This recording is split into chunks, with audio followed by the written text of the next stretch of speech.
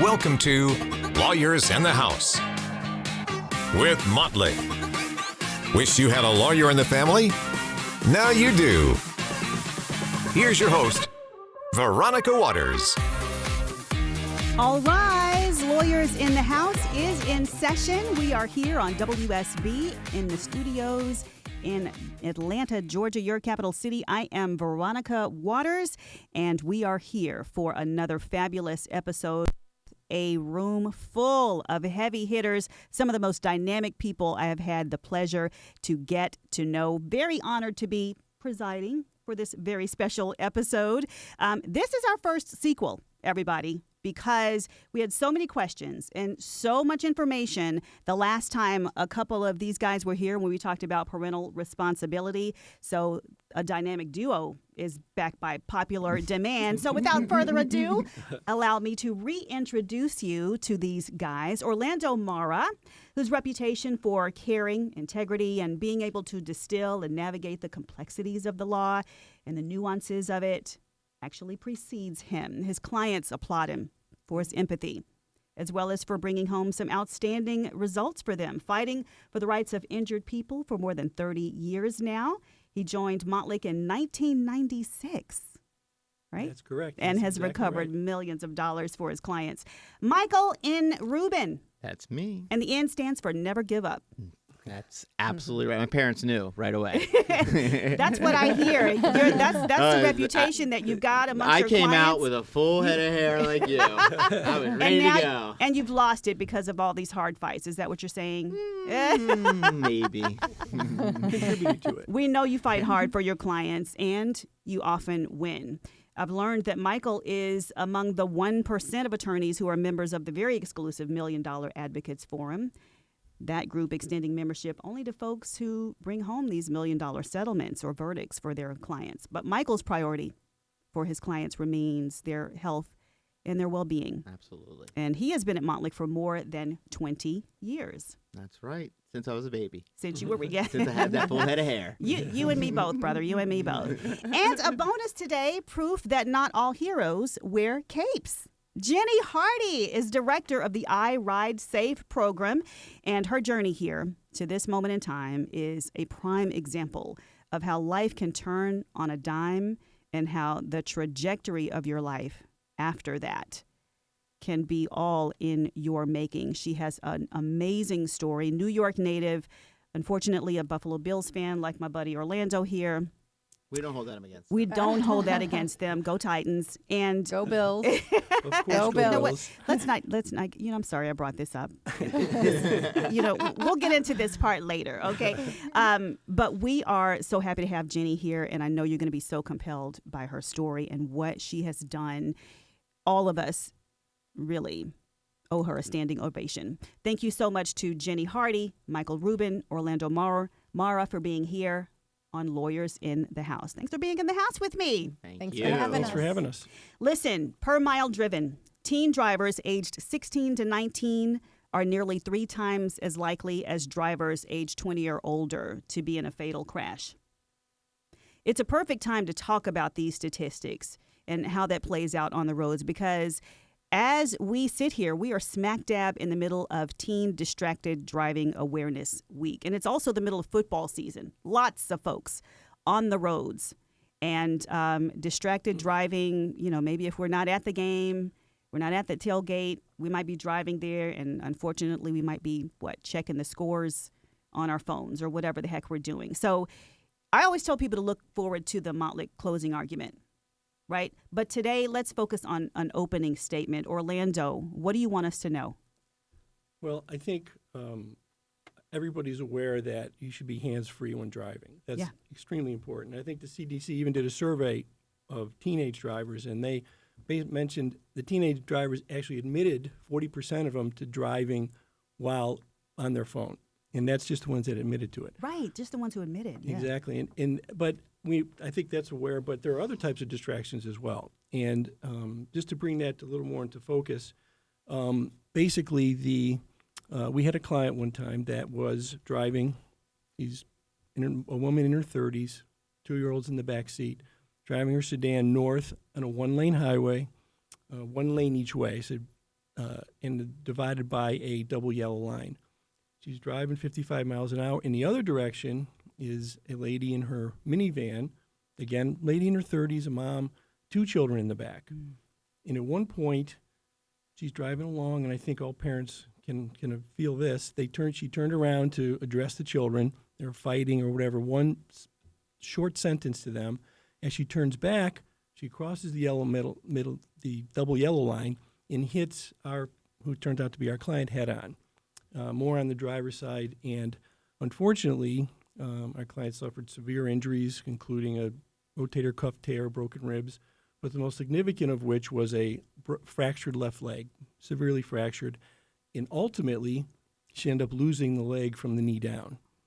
So it was very traumatic for her, of course, and her family. She was a mom of some young children, and also of note is that, as the accident occurred, there were no skid marks, so neither driver had an opportunity to even go to their brake. Wow. Yeah, there was significant in the police report. Just like that. It was simultaneous, yes, immediate. And you're right, because, I'm not a parent, but I have babysat.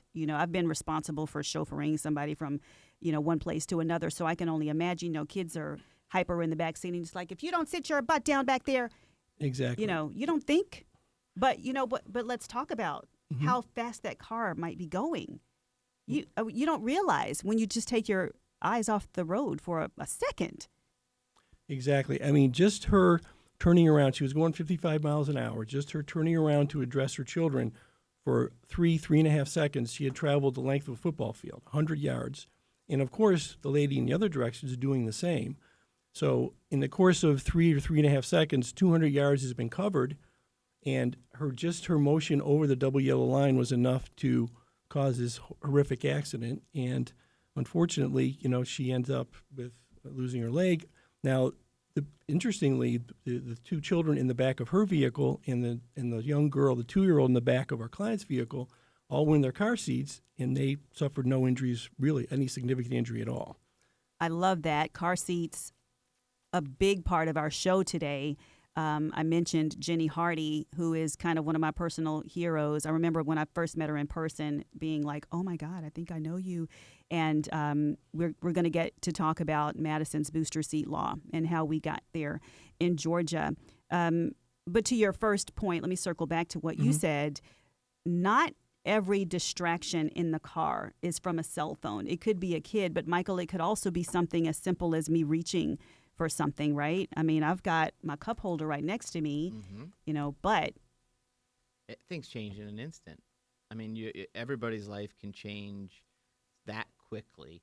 And generally speaking, if you're in a vehicle, just think about it this way. When you're driving at night, you're out driving your headlights. That's how fast you're going. So you really have to pay attention.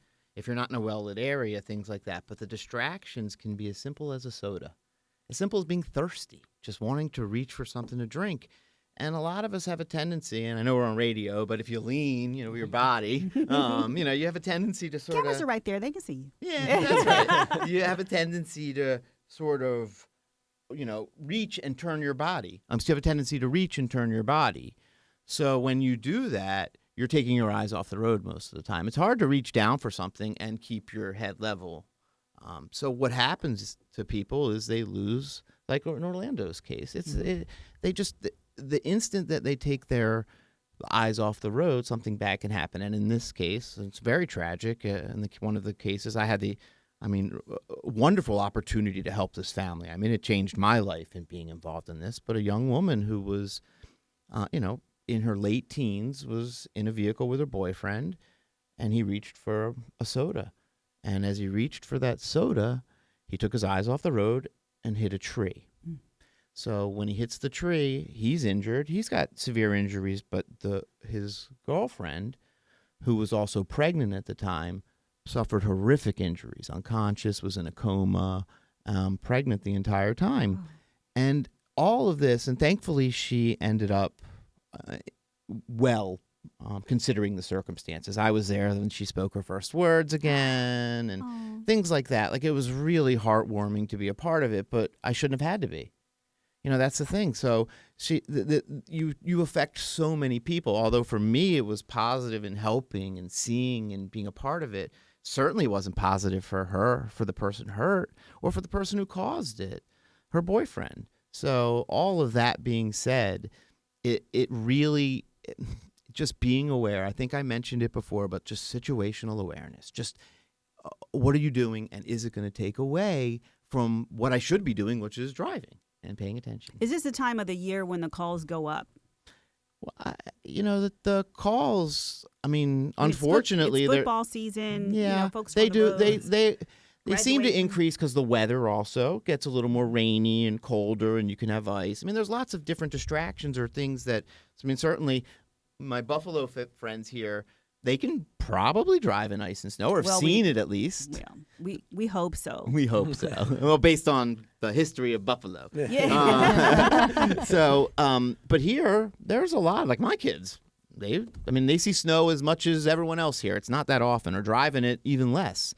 So people are unprepared for certain circumstances. So that, yes, they can increase. But generally, unfortunately, calls are steady all the time because people make mistakes. We're talking about mistakes. And they are. That's why they call them accidents. That's right. Nobody does them on purpose. That's right. Nobody does them on purpose. It's fascinating, too, that we do get the emotions, right? We do get angry. How could you? Why did you? Yeah. Mm-hmm. But the truth of the matter is nobody sets out with the intention of this happening. That's correct. And it's life-changing in an instant. In an instant. Mm-hmm. In an instant. And all three of you are parents.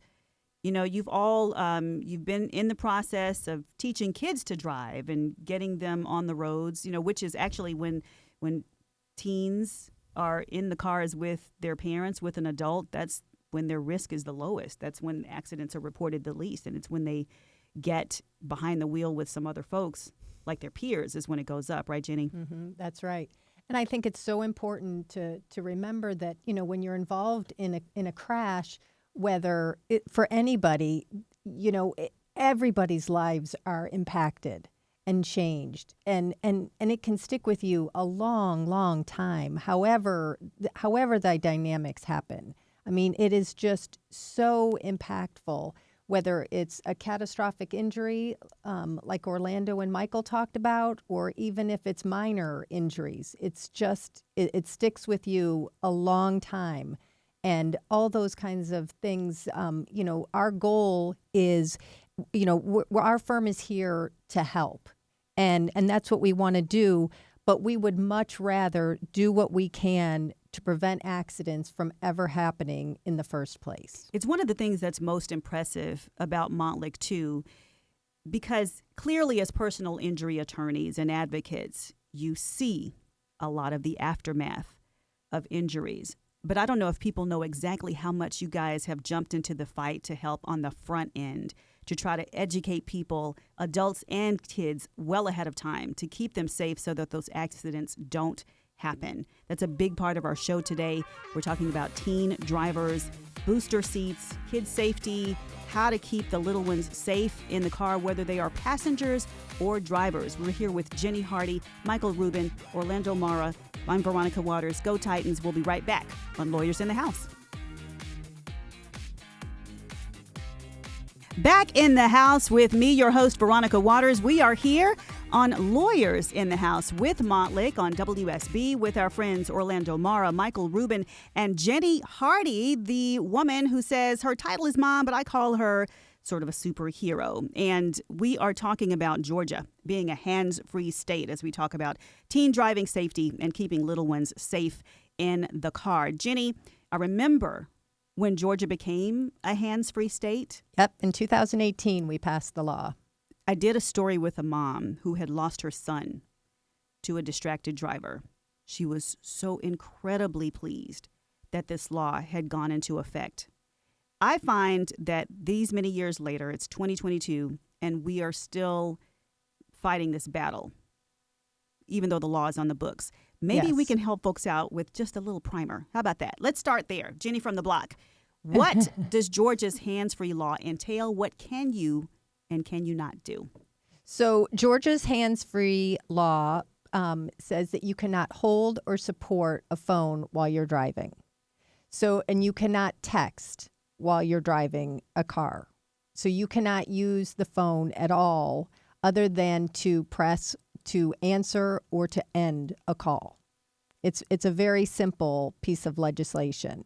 So you cannot text at a red light. That is an absolute no. And a lot of people will, kind of try to skirt around it, but it's very clear. You cannot text, you cannot stream, you cannot use internet while you're driving with your phone. So I can't pull up Lawyers in the House on YouTube while I'm in my phone. No. But I could listen to Lawyers in the House on a podcast. Not if it's a video. Not if it's a video, but I could listen to it. Correct. Right? And it's available wherever podcasts go to live, Spotify, Apple, Google Play Store. And when you pull over and park, you can send us an email if you have any questions. So I want to get back to this red light thing, because I'm not going to lie, I see it all of the time. We all do. How sadly. many? It's 4 years after this law, and I'm still honking at people at red lights. Yes. Boom, boom, boom. Move it, buddy. Right. What's right. up? Well, sadly, people are just abusing the law, even though they know it. And then it's people, like you said, people are still on their phones. And unfortunately, they know that it's the law. And then they are complaining still that, why is traffic not moving? But it's the next person in front of them that likely is potentially on their phone. But then they don't want to put up their phone themselves, so everybody is always complaining about the next person, but likely they are also on their phone. It's so special that Montlick was part and parcel of helping get this law passed. We'll delve into that a little bit coming up in our next segment of Lawyers in the House, and also a little more about the superhero who is Jenny Hardy. This is Lawyers in the House with Jenny and Michael Rubin and Orlando Morrow. Veronica Waters. Be right back. We are back in the house. Come on in. The door is wide open. Lawyers in the House with Montlick here on WSB. I'm your host, Veronica Waters, back with Orlando Morrow, Michael Rubin, and Jenny Hardy, talking about teen driving, safety, distracted driving, keeping those passengers safe behind the wheel. Jenny, when we left off, we talked about Georgia being a hands-free state. Correct. Can I get you to maybe toot the horn a little bit about what part Montlick played in making that happen? So Montlick was very involved in helping to push the initiative down at the state capitol, because Montlick is very committed to making sure that the roads are safe in this state. And the firm was actively involved down at the state capitol, helping to lobby and speak with legislators. We also were active at testifying in front of some of the legislative committees down at the state capitol. We worked alongside of other advocates and families who had lost loved ones to distracted drivers.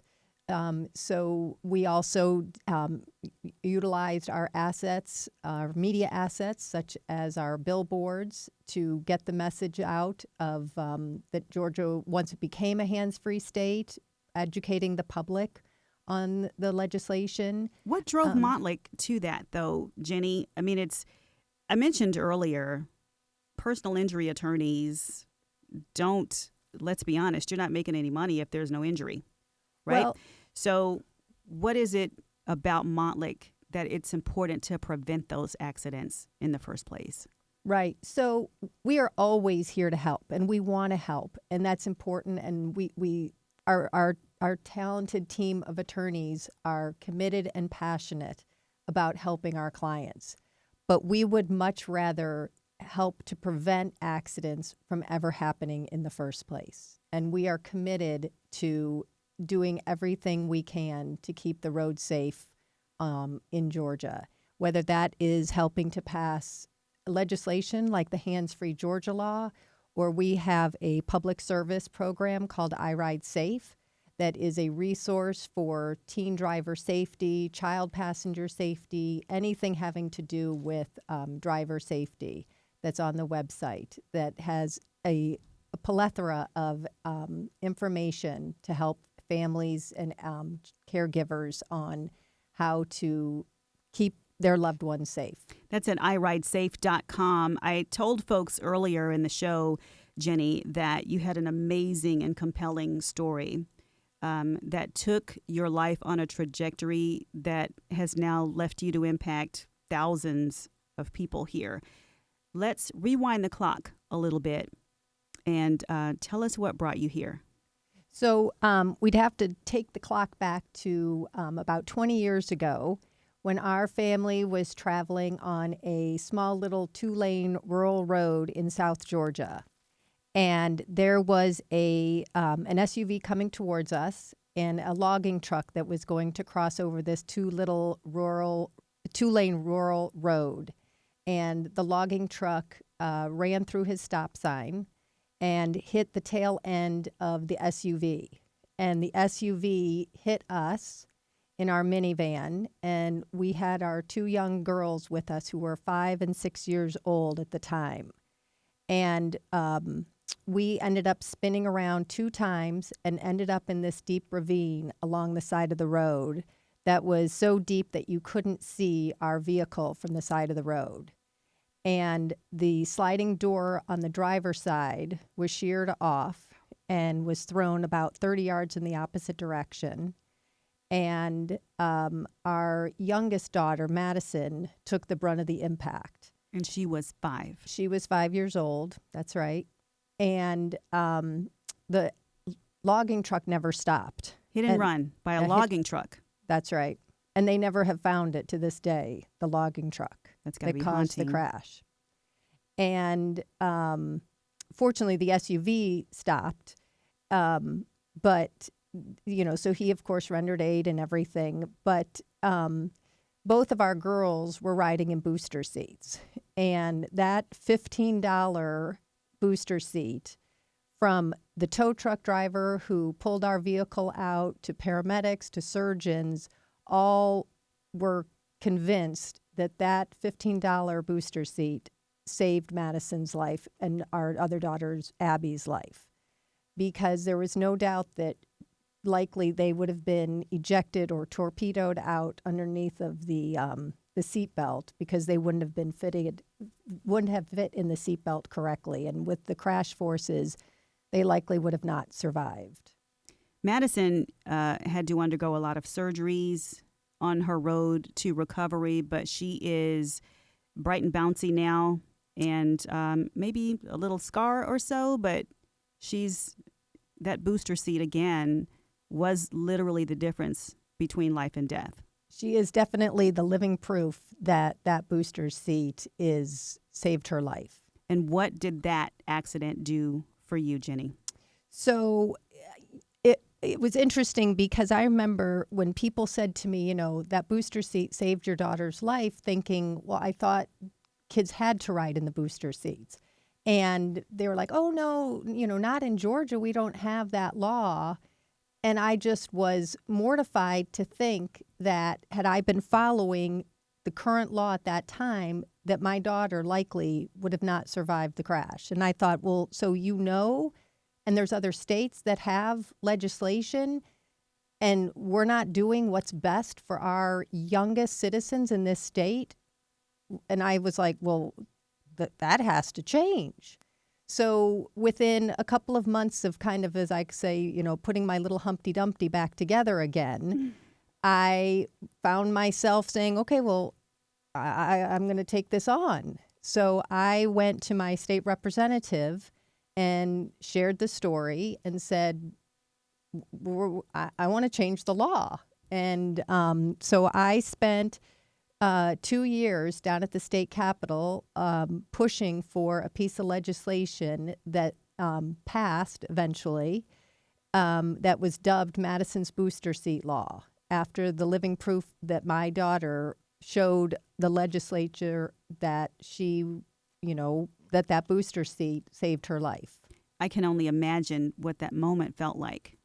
as that pen stroked across that paper. Yeah. Well, it's certainly, I did it because it was the right thing to do. And I am a firm believer in when you know better, you have to do better. And that we know that car seats and booster seats save lives. And that, we have to protect those who can't protect themselves. And just like our attorneys, they have to fight for those people and our clients who can't fight for themselves. Jenny, you didn't stop, though, with the law. You're also, you went out and got a certification to actually help teach other families how to keep their kids safe in cars. Well, that's right. And I, about a year or two after we passed the legislation for Madison's booster seat law, I became a certified child passenger safety technician. And I've had that certification and never have had it lapsed since then. So it's almost 20 years as well that I've been a technician. Because I really believe that, doing everything that we can to help educate families and caregivers, and whether it's grandparents or aunts or uncles, to how the best way is to protect their kids and to put them in their car seats and booster seats. Nobody wants to have their child injured or worst case, to have them killed in a way that they could have potentially been protected. I can't imagine what moms and dads and uncles and aunts and grandparents are saying when you guys are educating them on this is how you put the car seat in. This is, is everybody doing it right?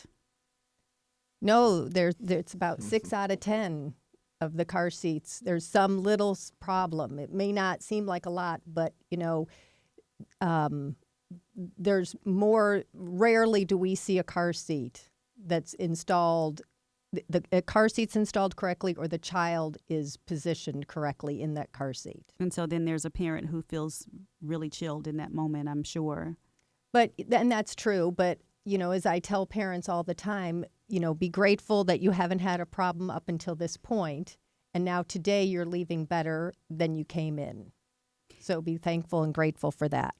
Thank you for sharing that, Jenny. Were you hurt very badly in the accident? So I wasn't injured specifically, but I will say that the track that I had to crawl out to get out of the vehicle, I crawled through poison ivy. So I was covered with poison ivy about 3 days after the crash. Yikes. From head to toe. So you're worrying about Madison and you're itching up a storm. Correct. Michael in Orlando, that was a lot to unpack with Jenny. Mm-hmm. It's amazing. Yes. Just amazing what she does to try and help. In the wherewithal to get it done. Yeah. Fast forwarding to the cases that you all see with little victims, what sticks with you? My own kids. I think about every time someone calls and talks about their children, I think of my own. And I think it gets back to what Jenny said. They're you don't want to say helpless, but they can't necessarily make decisions on their own. We're making them for them. So they can't get in and say, Mom, my car seat's not put in right. They won't know. You're the only one. You're the last line of defense for your children. And it's a subject that gets very passionate for, I think, a lot of attorneys, or at least I would hope so, because these are, when you're talking about helping victims, they're the ultimate victims. They never really could do anything wrong. They're just hurt. Yeah. I remember seeing this commercial of a dad putting his little tiny toddler in a car, and he was like, do you have your phone? Is your phone charged up? Did you check the gas? Is your seatbelt on? And she's like, and he sees this little girl like as a toddler, and she's like, yes, Dad, okay. And then, he sort of blinks and we see she's actually a teenager heading out. And this is how, I'm sure you always see your kids as kids, right? But, we start off talking about teens being distracted behind the wheel and the relevance of that this week. Orlando, you've had to teach your kids how to drive once you get them out of those car seats. Oh, yeah. I think the two most important, when you're in the car seat, you're worried about how they're in the car seat. And then later on, they become teenagers and you're turning them loose on the road. And that's probably the most the scariest thing we go by, I think, as parents are the two things when you actually turn them out there into the world. Quick question. When your teen is driving, whether it's their car, your car, a friend's car, any advice, some overarching thing that parents need to know? God, that's really a lot, right? It's Yeah, hard to yeah, it's hard to driving isn't easy. Right. Like I think people will get in a car and they think that okay, we can drive and just everything's going to be simple, but it's not. It's complex, and you have to be aware of everything. You try to keep them simple rules, eyes on the road. Yep. Never have to take be your in eyes the off the moment. road. Right. You have to be present and intentional in your driving. Present and intentional. We are that here on Lawyers in the House with Montlick. We're with Orlando Mara, Jenny Hardy, Michael Rubin. I'm Veronica Waters, and we will be right back.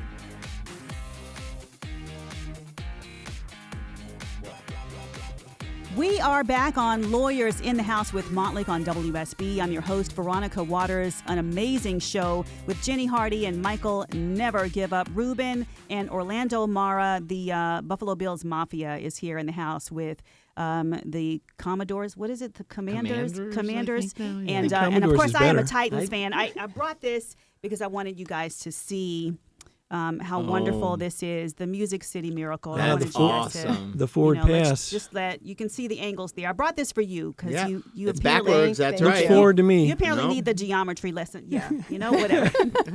But We're it is lawyers, time not for the. mathematicians. Get the close up on this camera. Okay, it is time for the Montlick closing argument, and I'm going to give you the floor. Orlando, Michael, and Jenny. Sure. Well, I guess one thing we were going to talk about is the difference between a minor in an accident versus an adult. And, if a minor is injured in an accident, and the amount that the case is resolved for is under $25,000 or over $25,000, you have to probate the case.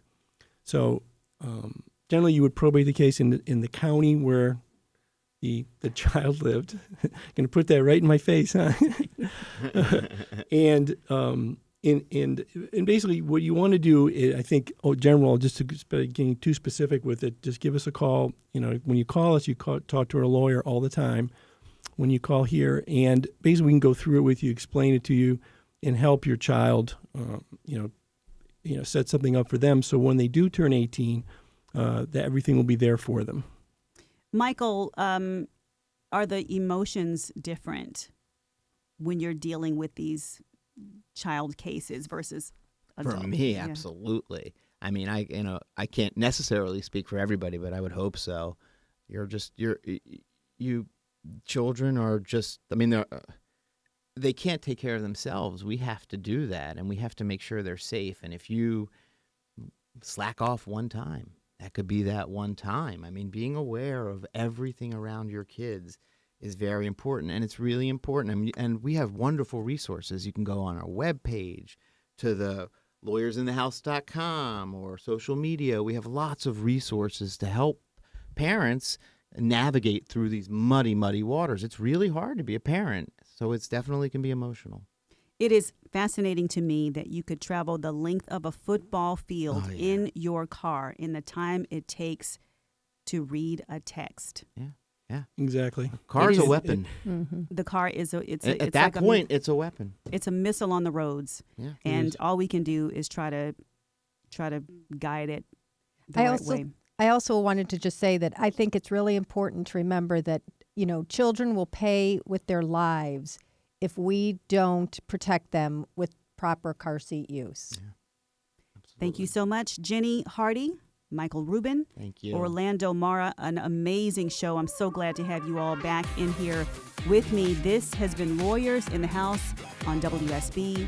I am so happy to be with you guys. Thanks so much for this good information. I'm Veronica Waters. We will see you next week.